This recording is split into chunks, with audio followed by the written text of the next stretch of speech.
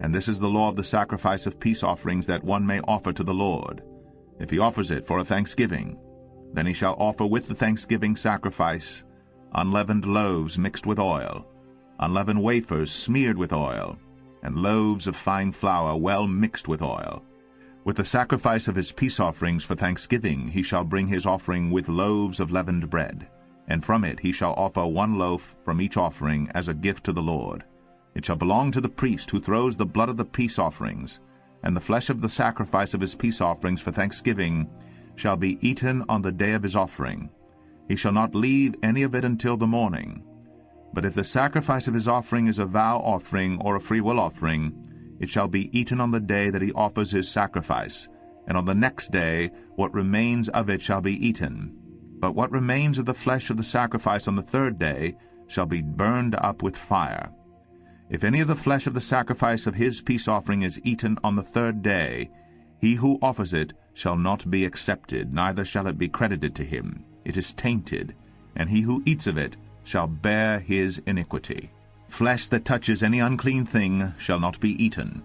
It shall be burned up with fire. All who are clean may eat flesh, but the person who eats of the flesh of the sacrifice of the Lord's peace offerings while an uncleanness is on him, that person shall be cut off from his people.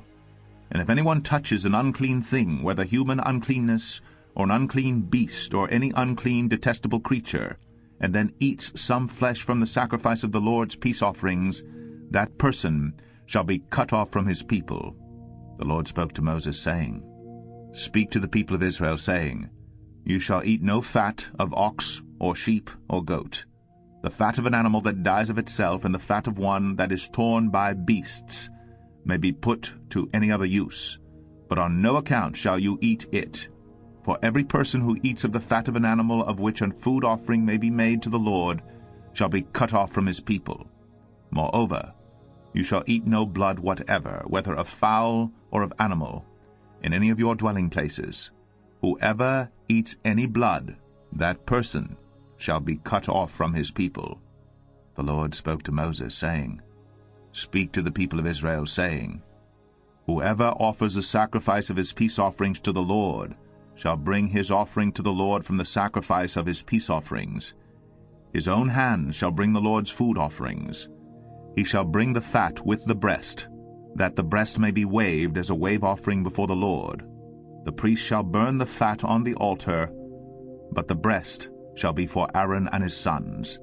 And the right thigh you shall give to the priest as a contribution from the sacrifice of your peace offerings. Whoever among the sons of Aaron offers the blood of the peace offerings, and the fat shall have the right thigh for a portion. For the breast that is waved, and the thigh that is contributed, I have taken from the people of Israel out of the sacrifices of their peace offerings, and have given them to Aaron the priest and to his sons, as a perpetual due from the people of Israel. This is the portion of Aaron and of his sons from the Lord's food offerings, from the day they were presented to serve as priests of the Lord. The Lord commanded this to be given them by the people of Israel from the day that he anointed them. It is a perpetual due throughout their generations.